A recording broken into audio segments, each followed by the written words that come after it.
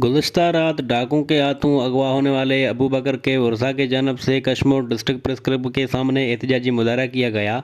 मज़ीद उन्होंने वश न्यूज़ से बातचीत करते हुए कहा है कि रेंजर जे कन जे हेठूं जेको आहे इहा वारदात थी आहे ऐं असीं सम्झूं था त वारदात जेकी आहे उहा इहा प्लानिंग थी आहे। जेके हथियारबंद आहिनि उहे रोज़ानो हिते ईंदा रहिया आहिनि। उन्हनि खे कई माण्हुनि पंहिंजे अखियुनि सां ॾिठो आहे, असां वटि ऐनी गवाह बि आहिनि जेके हिननि खे ॾिसंदा रहिया आहिनि।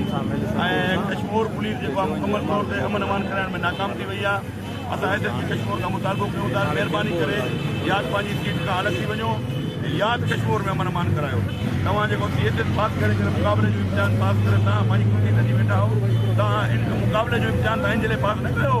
तव्हां जेको आहे किंग रोड ते गाॾियूं बि वठो, तव्हां बंगलनि जे अंदरि आराम करो ऐं तव्हां जेको आहे पंहिंजो गिफ्ट तौर ते जेको आहे करोड़ रुपया तव्हां कश्मीर जी आवाम खां वसूल करो। महिरबानी करो, तव्हां पंहिंजी अफ़सरशाही खे छॾो।